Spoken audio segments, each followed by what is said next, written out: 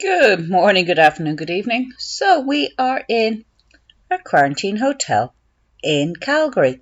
Yes, we've moved back to Canada for various reasons that suit our family.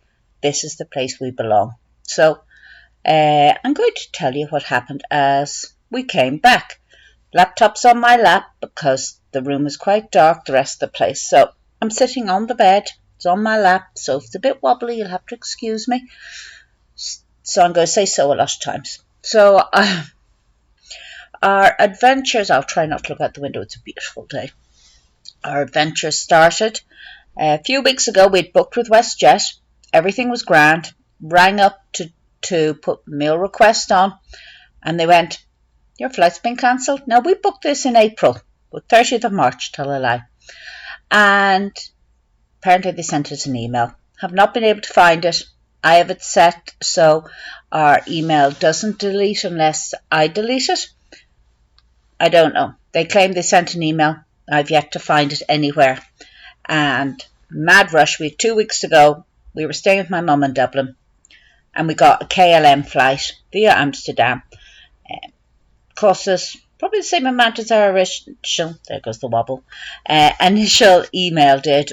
But not email, our initial tickets did. It is what it is. We had our flights because we had to pre-book our self-isolation hotel. Canada, when you're coming in from overseas, and certain people can only return to Canada at the moment. They're very strict. Emergency workers, citizens, permanent residents, which we are I think the only 3 people that can return. So, or the 3 groups. So we've only a short length of time left on our permanent residence for us to return. Daniel's was November, ours is January, and we had to return within that certain space of time. So we did it, and everything set up. Our hotel, you have to book for 3 nights at government-approved self-isolation hotels. You pay for it yourself. It is very expensive, but all the rooms are specially cleaned. All meals are delivered to your rooms. You go out for fresh air a couple of times a day. You have to check downstairs with them to make sure nobody else is there. It's all very well done.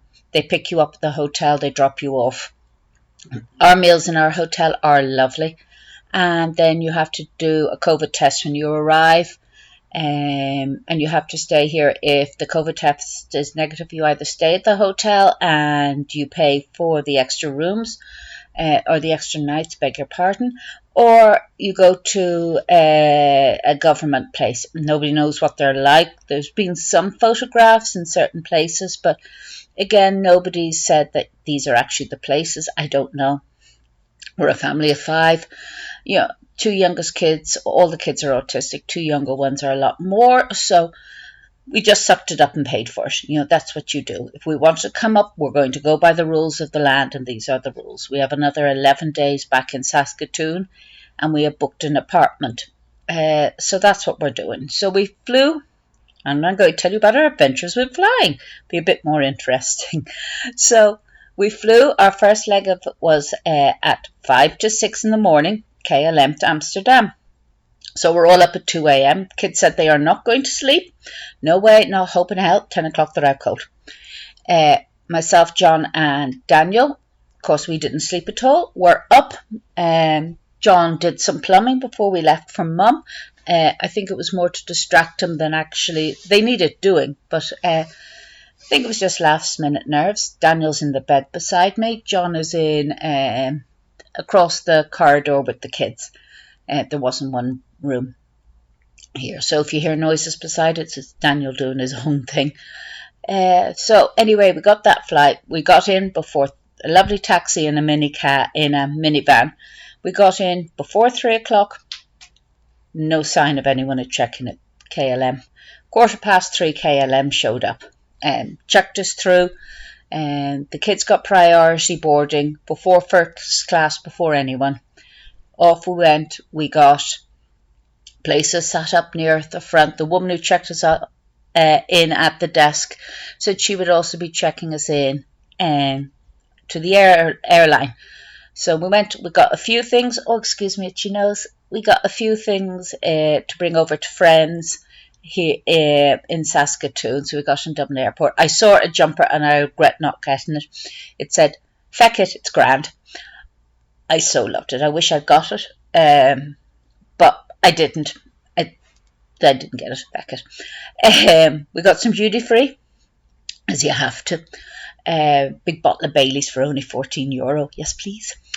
And we got on our plane.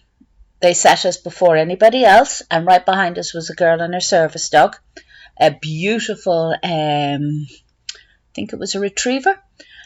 So I made sure to tell the kids again, it's a service dog. You don't pat a service dog. It's not like a pet. It's a working animal. And I always make sure I tell, because some people, not everyone, have a habit of thinking it's just a regular pet and you can just pet it, which you don't do that. And then first class boarded afterwards, etc., etc. So the kids were happily settled. Isabel sat beside John, she had a window seat, and Ian sat beside me, he had a window seat, and Daniel beside me. Oh, I have such an itchy nose, I beg your pardon. Then flight was lovely. Air hostess, I think there's probably a politically correct name. I'm going with air hostess. And lovely flight. We were a bit worried about Ian because he throws up usually takeoff or landing. During the flight he's fine. He doesn't get car sick. It's just the motion of the takeoff and the landing. He was grand. We let everybody off and he goes, "I'm not feeling too well, Mum." And now, bear in mind, he hadn't had breakfast yet. Nothing was open in Dublin Airport that you could actually buy a breakfast. So it wasn't that we didn't get him it. There was nowhere where he could buy breakfast. We got off the airplane. John and Isabel had gone on ahead. And we just stepped off the plane to the first off. It's a roundy bit where you off the plane. And he turned into a puffer fist. He just went, "Hum," and it all came out of him. And he threw up everywhere. And he got very upset, as you would. The air hostess was lovely. She ran and got a load of hand wipes. I said to Daniel, "Go and get Dad." And he ran off and got John and stayed with Isabel while John came back with wipes and everything. And then for some reason he got into his head that he had to clean up the vomit on the floor. And he kept crying and saying, "Do I have to clean up the floor?" Anytime he's been sick, he's never had to clean up vomit in his life. I clean it up or Dad cleans it up. It's not a thing that he has to clean up anything. If he spills milk on the floor, he'll clean it up, but not vomit. But I think it was just the stress of being sick and seeing the mess on the floor. And the pilots came out and said to him, "Hey, buddy, don't worry about it. Are you all right?" And he's going, "I have to clean up the mess." "Do I have to?" "No, I have to." "Do I have to clean up the mess?" And they're going, "No, somebody will come along with the big hose and squirt it down. You're grand, you're grand." I cannot talk more highly about how great they were, reassuring him, letting him know he didn't have to clean up the mess. I mean, if you could hug a person, I think I would have. I cannot emphasize how great these guys were, just letting him know he's fine, no bother. And then we carried on. He was literally skipping after this. Whatever had been in his stomach, he got rid of. It was an empty stomach, so it didn't help. And of course, you can't bring food. We'd given him water and juice. And they'd offered banana bread on the flight, but he didn't want it. He's not a fan of banana bread, so maybe if he'd eaten it, but I think he still would have been sick because he doesn't like banana bread. So it was a lose-lose. But it was gone. He'd been sick. Grand. So we wandered around Schiphol Airport. I think that's how you pronounce this. Apologies if it's not.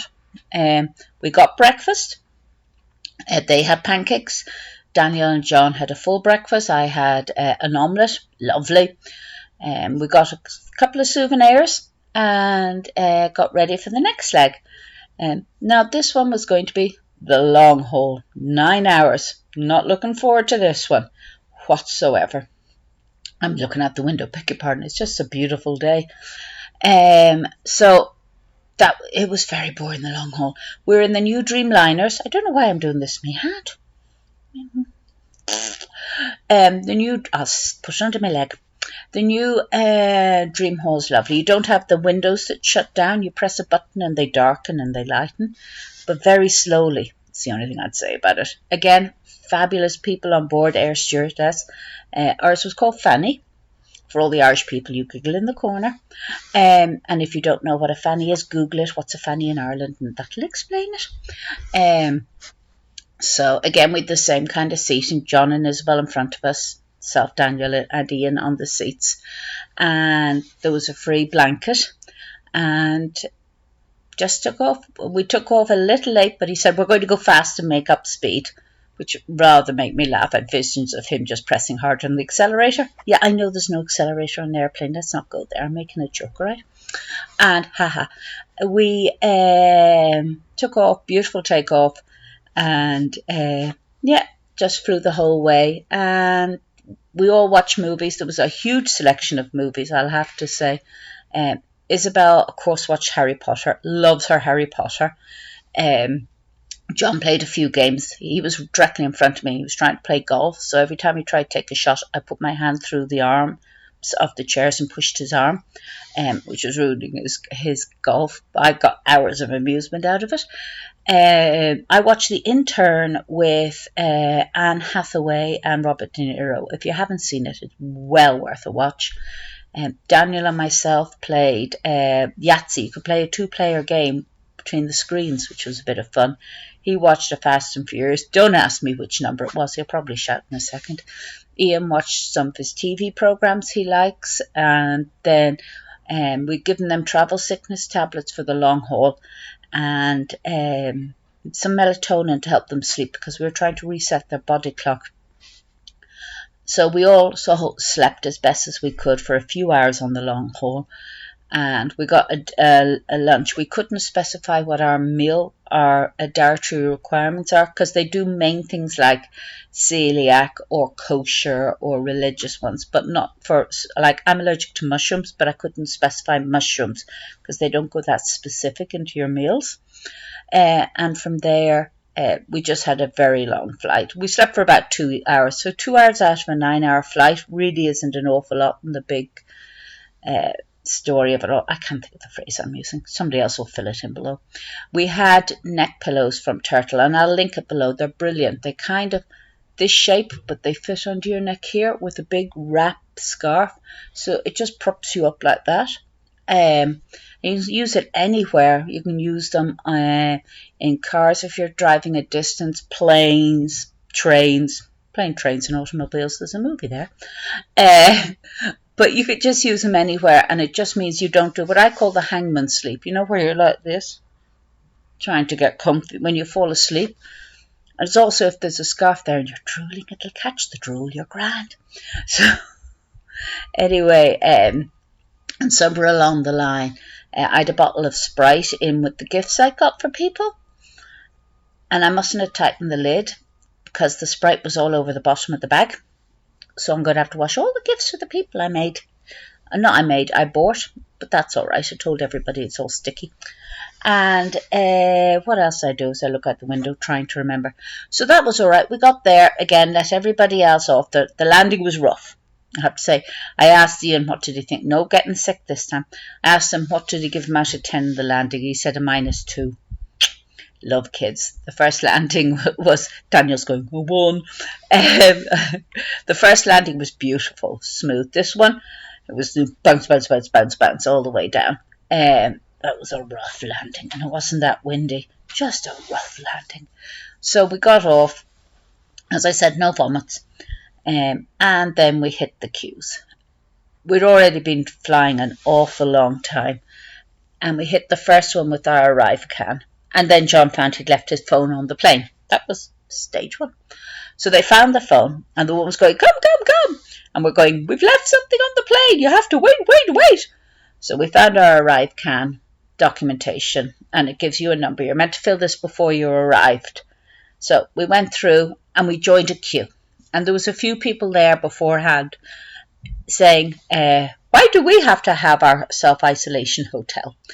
Discussing, I'd be very diplomatic, discussing why they should have to do what everybody else is having to do. They're not that special. So we joined this queue, and then you fill in all your information, which we'd already done for the ArriveCan documentation. but we had to do it again. And somebody helped with this, and they were fantastic, I have to admit, because the cards wouldn't do it quite correctly, putting in our permanent residence cards. So she helped it, and then she admired Ian's nails. He's done one red, white, the colours of Canada. And she was going, oh, they're fabulous. And then we joined a very long queue. And I'd say that queue took about 2 hours going all the way around. 2 hours, would you say, Daniel? Yeah, about 2 hours. And then what was more frustrating was watching people in the customs.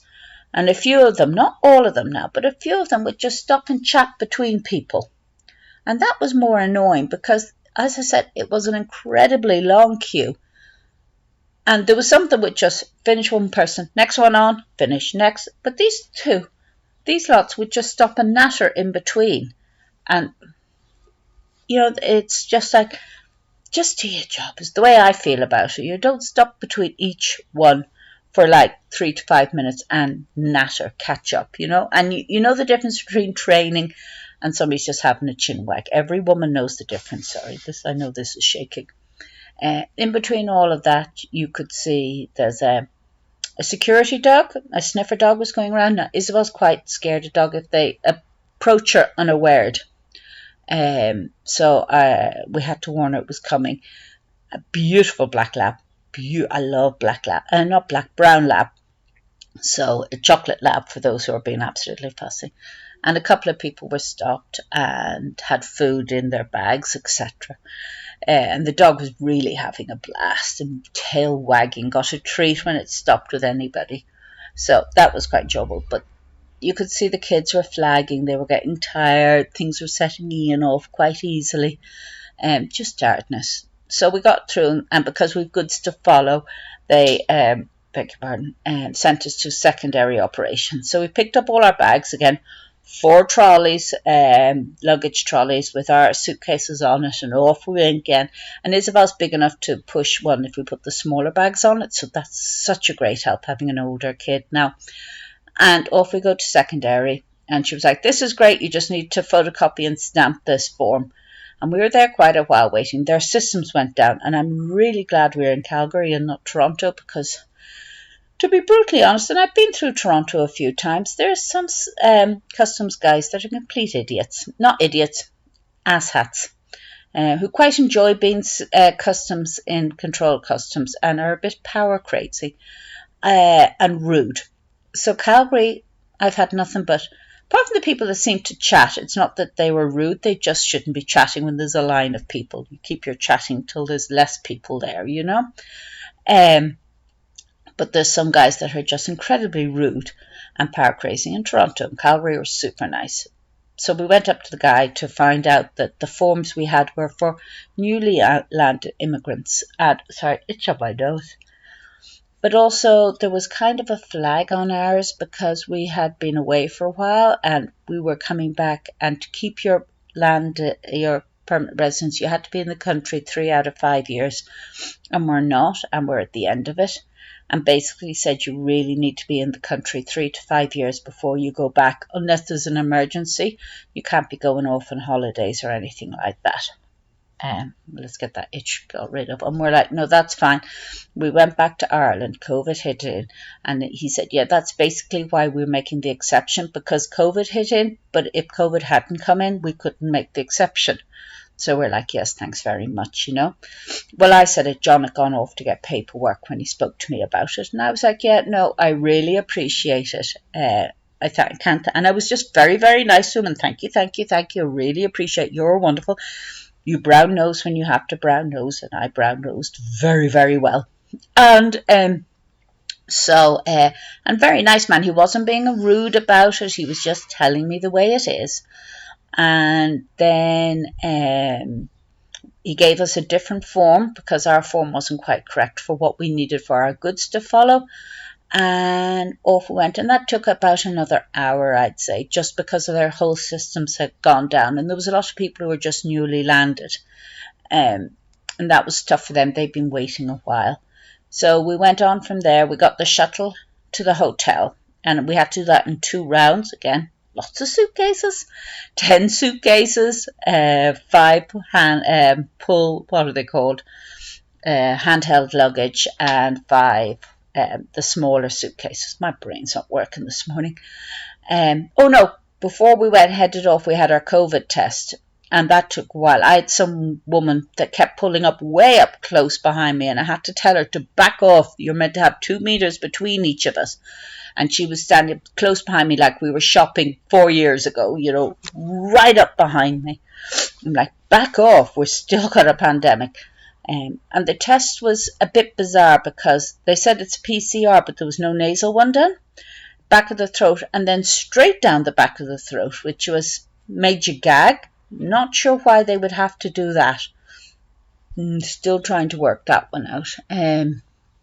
So anyway, we had that done. Kids were great.